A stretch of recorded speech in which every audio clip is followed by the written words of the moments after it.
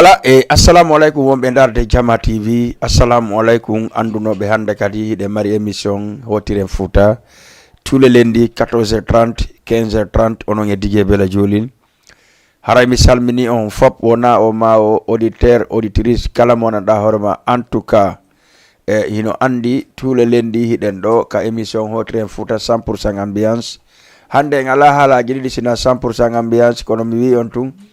so yi miɗo dari ɗo miɗo jooɗi mi daraki ɗo gandi ko ɗum wowi lendije ɗen fara ɗen ama ɗen fija ɗen jala mais c'est pas grave inchallah lendi prochain haray fof woni en ordre. Haray mi salmini jama on fop wona o ma o mi andina on kadi en torki allahu lan ɗon kala mo lawre ma Allah no tagi ko kani e mum yo allahu lan ɗon itta moyro jam moƴƴere kala vraiment mo nangaɗo soka yo Allah yaltimmo kala nawɗo kadi yo Allah dikkimmo kono mi woda noon souvent salmine nedra e men ɓen e babira e men ɓen e kotira e men ɓen e sorira e men ɓen salmine dendanangal communauté ressortissant guinéen wonɓe ɗo e Sénégal partout e trottoir Sénégal waɗen salmini ɗum. Haray Jama TV noka moɗon noka télévision mon Jama TV inoka téléphone mon Jama TV no partout e kafala ɗo wara Jama TV no wodi kon ɗum wodi ɗum par ce que ɗon andi so nati ka application on waɗi Jama TV tum walla hay so giɗo jama o ɗon fayda o yeeyi application on télécharge mo ade simo partout e Europe mo ka Vasit TV on naata e ɗon kadi daron ko Jama TV programme ji maɓɓe ni fop woni émission DJ Bella woni émission DJ Bouba woni émission hombo e hombode quel que soit alpha émission on ɗo wadde ga on daara ɗum en direct e salminen kadi partenaire ɓen fof ɓe anɗa horma en tout cas no jooɗi no darden e salminen kala mo anɗa horma en tout cas encore une fois no jooɗi no darde Jama TV no darde no habbi émission DJ Bella Joli non haray mi salmini on mi weltanike on moƴƴa ko enen hawti ko enen ha mbabba yara kafe avant tout taw en démaru en ara e clip goto taw aren e ko heddi ko ɓayɗon hande kadi ko hirande kaba kono niɓɓita no welirta mi anon sana on tun pew gotum kekire ɗe mari invité ɓe buy par ce que ɗo gandi on rende un hommage quelqu'un bon grand Sadio Diaga en waɗamo rende hommage si Allah waɗano jaaɓi dimanche aro e saton iɓe mari Diop haray noon équipe uji joyi ɗon ema image ɗon rendugol on hommage ɗon ɓe ara ka plateau men mo kala feƴƴa 2 ou 3 minutes andina supporter mum e famille mum on ko honno wawata jurde on match de gala ɗon e dimanche Allah jaaɓi final nga waɗen le 18 inchallah organisé par beaucoup de l'association l'alliance de la sous-région moyen Guinée tout le monde Maï DJ Wuri, on va écouter d'abord, on va suivre d'abord un clip. Acha. Mi fala wayla de signé Bintala Lisso, Pati Bintala, Longan Fendo, Pati Bintala Noni. No wonti jiwun keccum parce no ka auto al mola nangale khalis woɓɓe na galle woɓɓe na wala donc en arta e ɗum ɗon après donc tanti Bintala Lisso e ɗon andi émission ko Hotiren Fouta ko kanko noon kadi yimuno Hotiren Fouta ko ɗum waɗi si tawi intirɗen émission on Hotiren Fouta parce que min Fouta Diallo no welanmi kamen no welanmi haray numéro téléphone ɗo waymo affiche ude ka 78 waɗon 116 82 38 116 82 38 78 yaadañe mum ɗon hande ɗon haadi émission men laaɓa e poyon hande no continue ɗum ɗon je vous dis la vérité no continue hande par ce que ɗon andi ɗen invite janon hoorejo kadi andi hoorejo kadi ka diwal donc ka émission laaɓa e poy si Allah wlan ɗon jaaɓi haray en artoya e on ɗon kala ko watten ara en tout cas Jama TV no dari kono mi wiɗo ni randugol hommage e randa e hommage goɗɗo woni par ce que si goɗɗo maayi ala ko goɗɗo wawi mo waɗande sina innugo yalla hirnomo yaafo siɗa mari okkora famille on donc waray moyen Guinée on fof décidi waɗangol mo on rende hommage ɗon kanko grand Sadio Diaga gollanɗo Guinée en fof haray ɗum koye dimanche waɗantamo hommage on si Allah jaaɓi mana match de gala football donc haray ko teddungal jama on fop no noddita kadi par ce que ɗo gandi ko hombono woni suuɗe ɗi matchji ko yaari contor Diaga ɗo gandi ko ɗon grand Sadio woni ka maɓɓe Diaga donc sen yiɗo leeluma ƴetti initiative participegol on ɗuma commandres on match de gala ɗon kamɓe e maasi donc ko kamɓe jota premiére ko maasi wondude e leeluma laɓe fof noon no motivi argo supporta leeluma ha kore ngani to tuntuɗum ɓe popoɗaraɓe fo ɓe aray supportugol. donc yaari noon hiɗon andi yaari hari ko jaga woni ka maɓɓe, ɓe hetti hoore maɓɓe, ɓe hottiri timbi. donc timbi ha hoore wuri ha naɓi ley ton ha pita fayda ko kamɓe yaari nde ñande haray ko mo nawnaji ala. ɗon andi noon kadi jaga sinnama jaga buuma ha memoye semboro kala ko woni ton ha dukki dow ga ko kamɓe. haray vraiment ɓe notti jama fo yar noto ɗum ɗo rendugol hommage grand Sadio Diaga. haray en salmini initiateur ɓen wono président Malal Bari Bantingel e monsieur Sidi Ndeylo wuri Thialere, président Souleymane Bari commissaire ɗon andi ko ɓen jogiti fewn ɗo diwan ngal ɗo. voilà ara en salmini ɓe moƴƴa salminen organisateur ɓen fou wona o ma o. donc si feƴƴi ɗon haray ɗon andi kono mi wodiran tan noon mi salmina président Malal Bari Bantingel ko atelier maɓɓe, mi salmina monsieur Banga fewnɗo Banga ɓe jooɗi e kamɓe ko ɓe ñanimi ko mi wattaki taw mais mi watta to so Allah jaaɓi e ɗon andi kamɓe kadi ko atelier ɗon ɓe woni kamɓe président Malal ñoydata kanko e Mas aussi salmine Mas kankadi o salminama. miɗo andi si tawi émission on tunno wadde kamɓe fof ɓe dara émission kala wonɗo ko atelier ka président Malal wonɗo no yewde ɗon haray miɗo salminma, miɗo weltanima, miɗo wi bon courage sanu yeeyo café on ka dammal ɗon kadi en salminimo. kala no mi wolali inde mum ande ko on mi attori. ake salminen wano Habibullahi dongol tuma walla Tayres en salminimo moƴƴa salminen Makki aussi o salminama moƴƴa wona na seeɗa. jeudi arawo si Allah ala no jaaɓi ko onon e Bella Joli le Paykun Sare. iɗo gandi Paykun Sare ngal paygal labangal ngal nandade e payle haray ko min e makko e jeudi face à face par ce que hiɗon andi piiji bus no woodi yetta soɓe gaccanam mi ontine durma seeɗa no woodi haray ko piiji bus ko feƴƴi ko yewteten e fi ɗum acca si tawi clip neɗɗon pré PDG may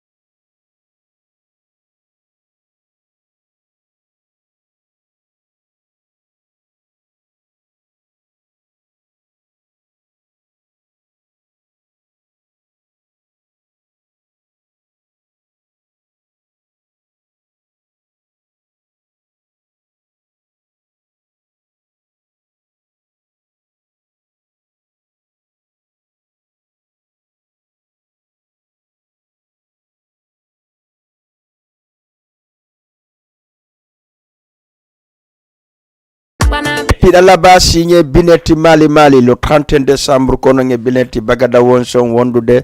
e Big Soul banko équipe mabbe fop kambe France aray gonga hal problème France na be fo waray de nyande no stadion Iba Mar Diop wala no Sénégal ka trottoir men do dum signé par Alliance de la sous-région et festival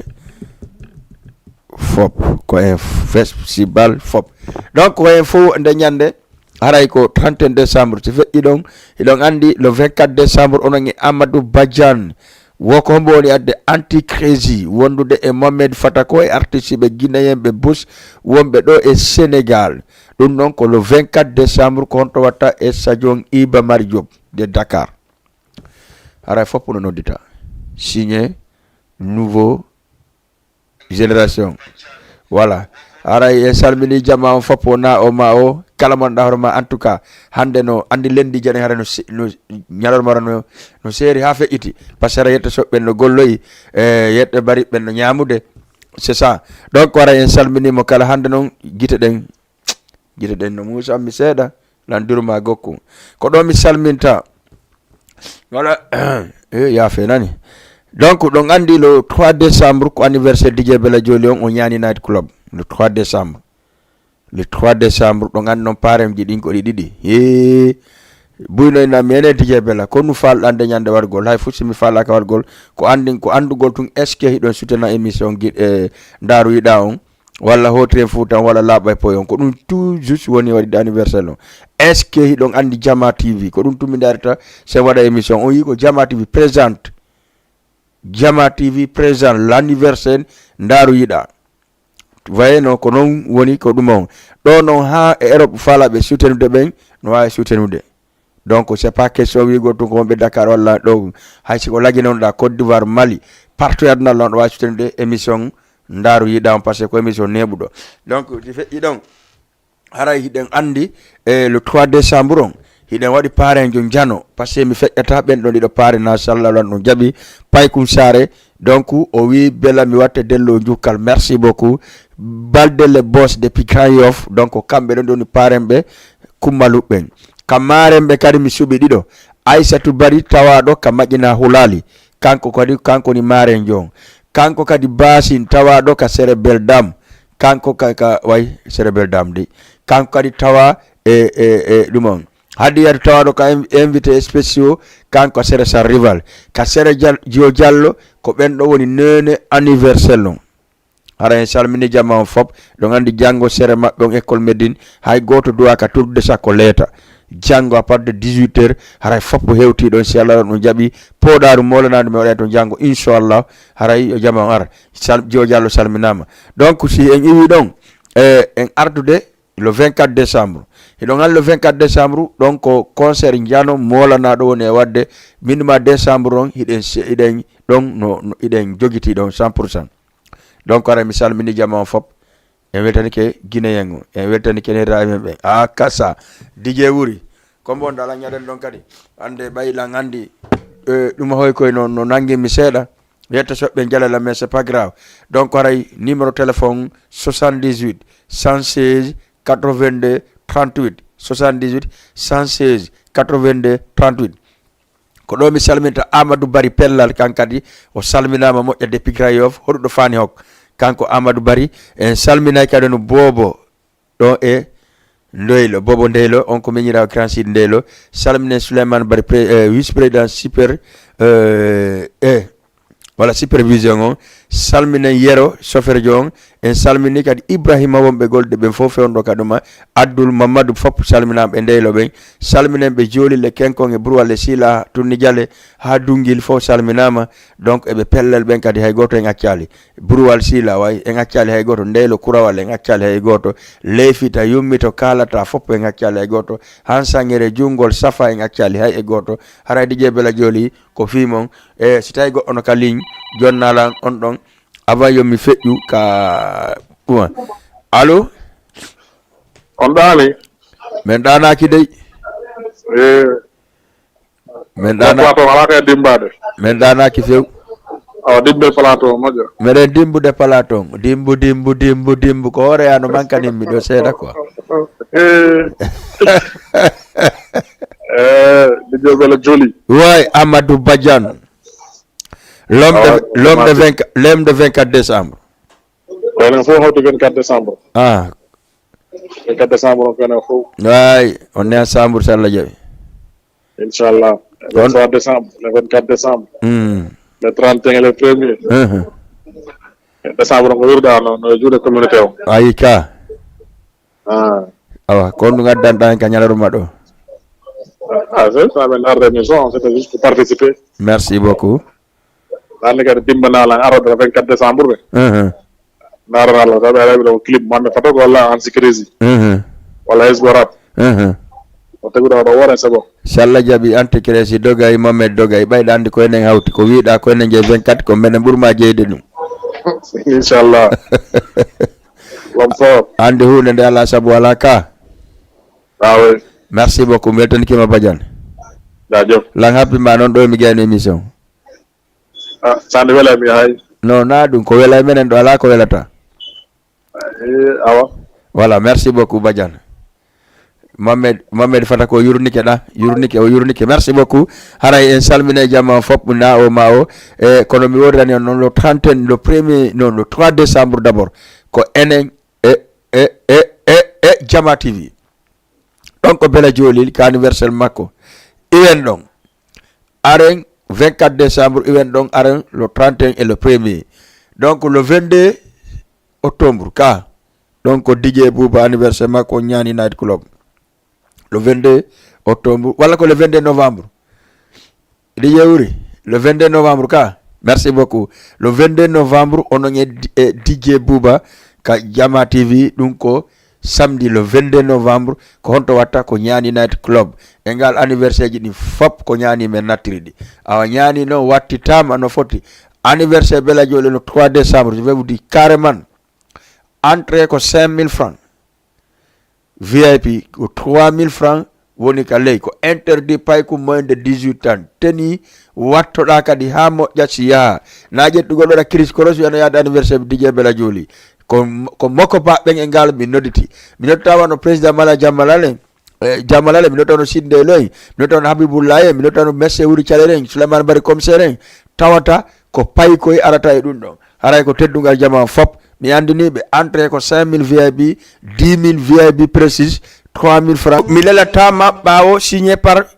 Mohamed Junior Fatako l'enfant de Fatako biddo Sekou Ba Fatako do ngandi wo ko moyna bolcete Aïssa ça va bien tu vas bien merci beaucoup ara kanko woni ga émission ngono de émission je ne sais pas parle Jean donc yewde yimbe ben quoi donc en émission ma ko yeddugo limbe kere men émission amen ko yewdugo lewndu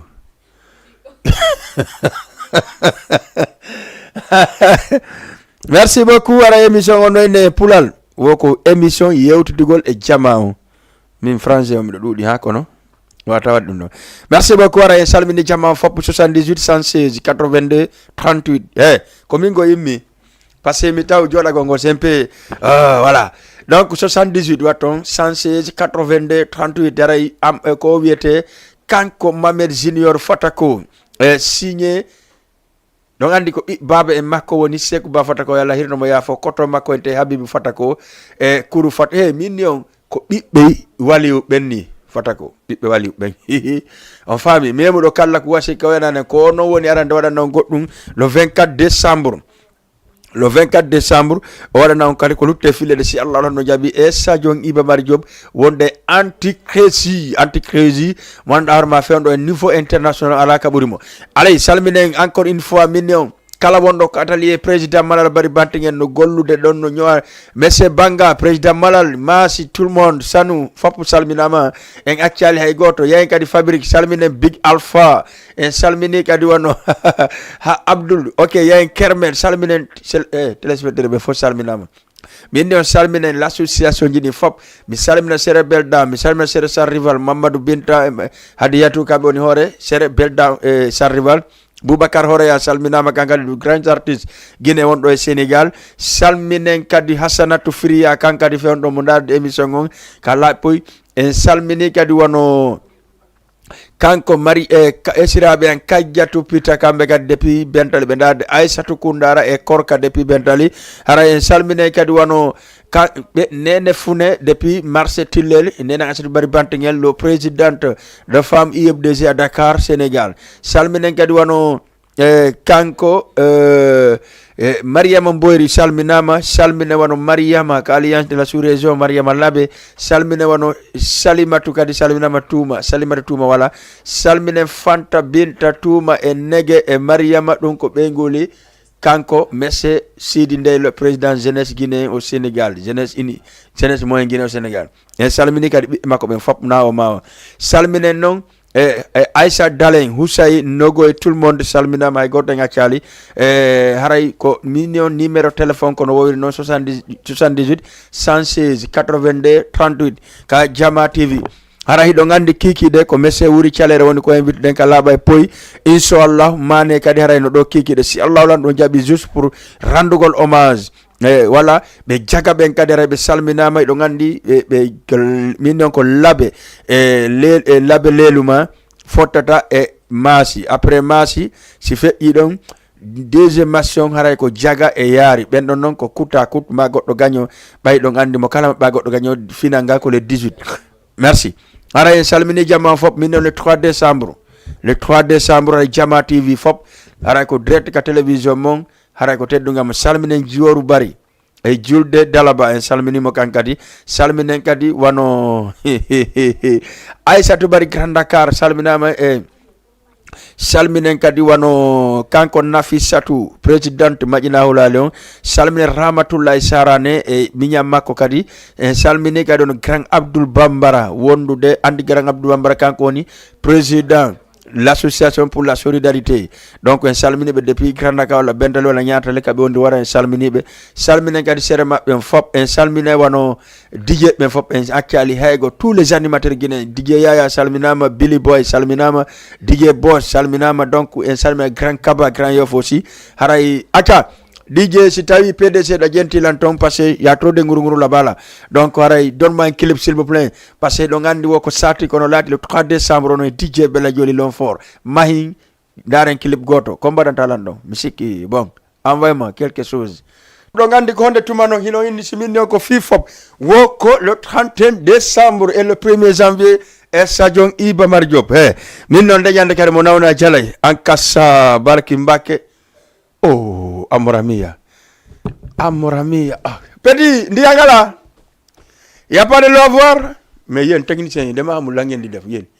toog rek di jàkkaarloo seen téléphone vous me regardez même pas pourquoi fa xool leen ma merci beaucoup haray toujours à salmini le technicien caméraman jodi be takkando be sont trop nombreux ici hein mais c'est pas grave allez merci le 31 décembre et le 1er janvier Serio Bambang nde ñande ko bambindiro e Sad Iba Mar Diop ko bambindiro e Sad Iba Man ko bambindiro e Sad Iba Mar ko bambindiro aja nde ñande Bagada Bambay Beksul billahi wallahi par force Bagada Bambay Beksul min bineti Bambay la mi salla jaɓi voilà merci beaucoup ray ɗo andi Jama TV ko partenaire officiel inchallah ka concert le 31 et le 1er janvier iwen ɗon le 3 décembre ɗo gandi lomde 3 décembre c'est DJ Bella Joli o ñani night club entrée ko 5000 10000 plus 3000 francs CFA ɗum ko 3000 francs ɗum ko Aïssa en ɓe par ce que Aïssa en ɓe ko 3000 francs yoɓata oɗo sa yoɓata nde ñande o yaa ƴettano micro ngo lando yimɓe ɓen qu'est-ce qui passe donc on ɗo yoɓata 3000 on ko wuuri guiɗo Jama DJ Bouba 3000 yaw 3000 ngay fay jour sama anniversaire yaw parce que muno fay 5000 xam naa lool donc yaw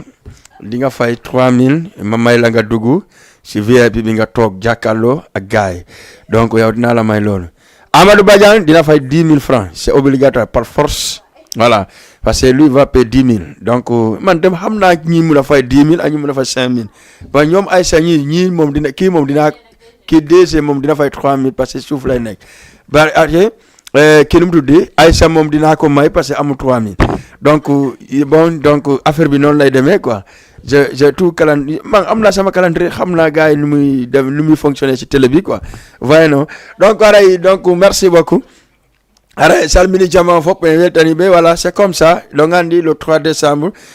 ko anniversaire molana do mole o nyani night haray télévision Jama TV on de nyande à partir de 10h mais wada fête on do ko 10h 30 minutes le 3 décembre ko do gâteau den tajete nyani mo habbo geton gâteau ko deuxième gâteau on tajete nyani premier gâteau nga ka télévision do si Allah olan don jabi deuxième gâteau on ko nyani night club he on va organiser bien parce que donc andi wo xale magana c'est-à-dire pas ko jandi quoi voyez-no voilà donc haray do ngandi million nyande mi watno complet art donc on complet art donc président mala wonno ko nyoyimo donc o yisi fadi simisiji il faut que aron yewte fi mum merci kadi kala fala dadde sponsorisé de émission ji di yu ar tawmen publicité ji di kadi ko 100% he ko do wiyete Jama TV mo anda yo lando sa landi kadi amajjata sa hewti kadi anda pelleti ko don Jama TV wona mi woli ko Allah wadi mi wi on tele on artum on jandidi e ko doa jandide kon mono fala ka yasi wolu ko fala da ha jamen ala mais sokka pela donc on mi yimi dunga do men sokka pela donc partenaire na long auditeur be won be nodde lambe be kadi salmina mala andi lendi on harayno c'est émission acca anti-crise on de ndaroyde l'homme de 24 décembre signé par Nouveau Génération may hande je suis so nane halla durma ko durmaji ni diey few barki mbake sonalo voilà diey few merci beaucoup on va si info ndar den anti-crise oui ma da ngeen sétane par force joma retour bi DJ way PDG joma retour bi sigina ñi dañ sétane ku ci sétane ma dak ka subit dehors tout le monde acha anti-crise may pantalon sapologie clipon donc arrête clipon donc tay tumode c'est-à-dire andi busino anda kon dum anti-crise o wido koti c'est-à-dire koti ko coaching quoi o wi mo kala e watto coaching parce que coaching on haray no mari respect et tout ah bon ça akitu kili bala soulier je den fayno o yi soulier je den o wi kadi kala do koti wadi soulier anti-crise l'offre o wi kadi kala do soulier yo wadu koti ndu yo wadu soulier voilà akitu kilipon do ga akitu go ku may akitu voilà merci ok non voilà merci beaucoup o wi si tay habillement timmay habillement ko yo timmu ko non woni habillement on timmay wada coaching hagana wada chemise nder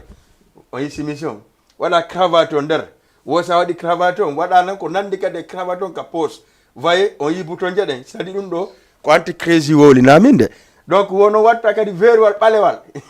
anti crazy woyi modano ga wada montor hollira kotir ndu aka dije be waki de clip may hande saucisson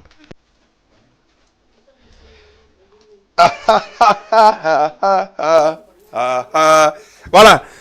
merci beaucoup aray ko anti crazy on no e darde min non hande kadi ko lendi le 5 septembre donc anno hande kon ko yontere hande dumbu e jetti lamgu lagine donc hande si min non ko yontere hande dum ko le 5 septembre 2020 le 5 septembre 2020 et le 5 septembre 2021 22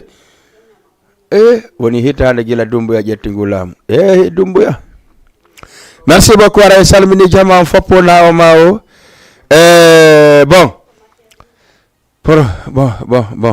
bon soulier bala modou signé kanko anti-crazy kanko le 31 décembre et le 1er janvier ko kanko anti-crazy wondude hombo Mohamed Junior Fatako e artiste be guinéen be wombe do e Sénégal ben en arta e ben do nga pas de semaine prochain passé mi invité juste Amadou Badiame yewta pourquoi o way mobiliser de tous les artistes fayda wombe do talentueux ben o way tawnde be e o concert le 31 décembre min no toujours maintenant chaque émission et chaque heure mi anitina on le 3 décembre on haray ko l'homme de voilà donc andi l'homme de Hotiren Fouta l'homme de Ndaru Yida l'homme de Labay Poy o nyani night le 3 décembre et le 3 décembre le 22 novembre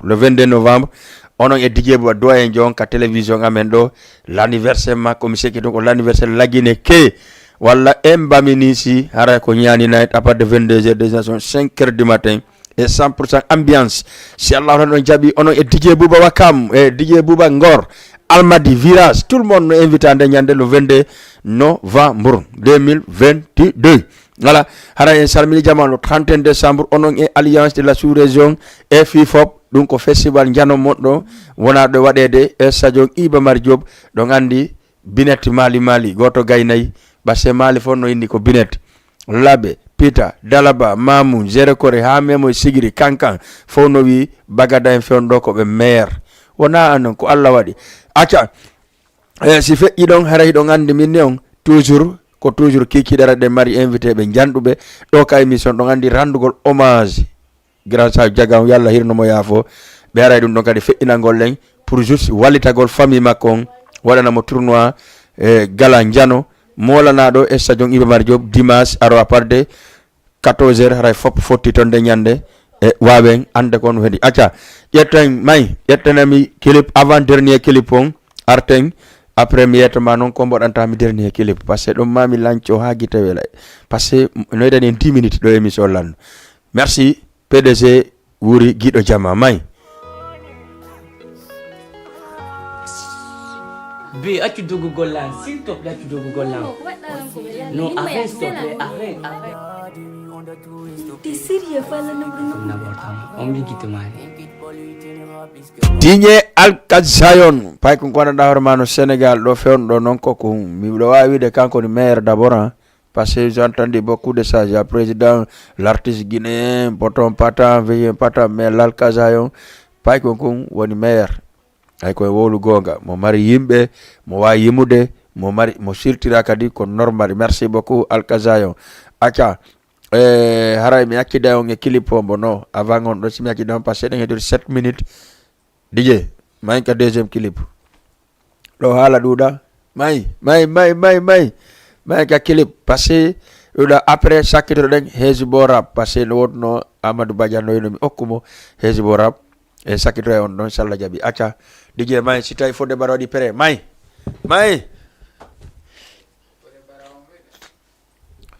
si fode baro wadi pere may bay ko dum winduma an kadi no wonde da mo telimile il faut que wa wonde mo dongol tuma kamen pita badandi ton wona bananaji won ton sakko wonde bi beaucoup signé fode Fatoumata Baro non ko min tigi woli dum andi mi men dando no inela wala yidi nyam go nyama ko quoi donc kanko non ko signé fode Fatoumata Baro voilà. Merci beaucoup araye salmini jama on fop mi weltani ki kala mon dawrma no yidi no participe gol émission on hotiren Fouta hara mi salmini hande auditeur jomengon Amadou Badian salmini téléspectateur ben fop on ben darde ben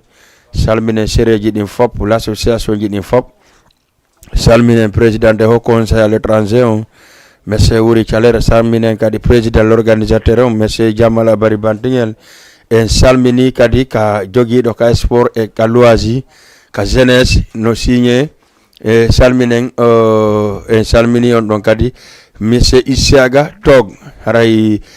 jama fop no noddita inshallah jama on no 31 décembre et le 1er janvier et le 24 décembre haray ko onon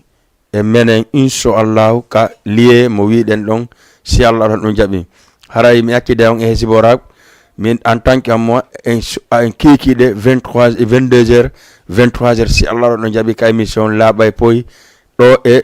Jama TV donc wara mi salmini jama fop mi akali hay e goto on se dit ciao bye merci PDG merci le caméraman merci cadreur merci tout le monde mi akali hay goto merci mi yeltani ke on se dit bye ciao à ce soir 22h 23h merci.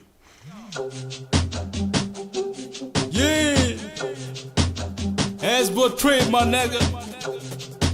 No safety ego trade, my nigga. Kodu me wizi da fala utu ura bobi edoxe. Mike Robert aka Mike Tyson and Bob and Soro. You know I got your back for real, y'all. Deep vibes. Come pirata khali it lontani. Hatta mera khame puta bongani. Gassara mara joni si confami. Mike Robert le muslim mo be putti ne hewto yekka nder labbutane Hey, come finata hari hit lontani hatta mi rapa kame fusa mongani gassar mare joni sit confami microbelle muslim oɓe puttini hewto yekka nder labbutane a hewto yekka nder labbutane a hewto yekka nder labbutane wara ɗaɓɓitan mi suuɗaki mo suwaki yo andumi wowti taƴugol hino feppita piiji wattela hombo jannata pulalla bo eyɗa sikkude kere ko a farbatela awa yawtu kerol tawa men kelema wulla e ñangamati no famata ɗum ha paama laako sa jogime reɓɓete diwnawa ñande ɓe nangima di ko susuɗo hesbo ala ko beppale tun hay ñande maƴi hamma podi pi e penalty kon rappata fi yoɓe ngalɗu nafigi deƴƴumen ɗaɓɓa ballo bafal no on tv yoɓe naatu feccere miijo sintu buy sintiri wonte jiwɓe hino jiiɓata mate a yiido e karama ko fiyo dole ɗen ɗuyto wona buu mettere karawo ka microphone na ko sattino serte piro wona fuu simen bannita lanno ka fella tuɗiɗo men ando sella kande rap ko men gandoɓe yedda heɗiɗo wo ɓantoto kella Hezbotri, no serte egotri Hezbotri, no serte egotri Hezbotri, no serte egotri ko ɗum e wisiɗa fala ɓuutu ɓura boɓi olexi ɓuyno inni di baba c'est normal ɓiɗɗo sartasina ɗuuɗi hersa ƴangi innuɓe ka nder rap respect artasina mbuuɗi ƴawe pucci men ƴaway momɓe yiya hiɗon puuci ɓay hiɗon fiddi no min windirta ala nando so mara famuɗon hawko toon pikku fatta e karlagol ɗaɓɓu barki a sutti ampagol haɓɓa dalki accitu kambugol na a gorko mi yuppima pantalon tayno fandi fene mo ƴawata haade hiɗa ka binde rabu sela soko waga maja kudata jimɓe het bo na e boɓi caga tugata tinde joroɗa fijira tuuta rapaƴima gimi boboja figida puuta impose men holema kuuɗe hardcore honno way saabu dole ma ɗuuɗa nafiɗa yaade télé a yawta komin jatigi yaaɓu feren falago tenen aja falima no gaña bone ko mayde maɗa sikko a laawo tomin laawi ɗimen reyfi no faaɗi kono mi hewti Hezbotri mon nigga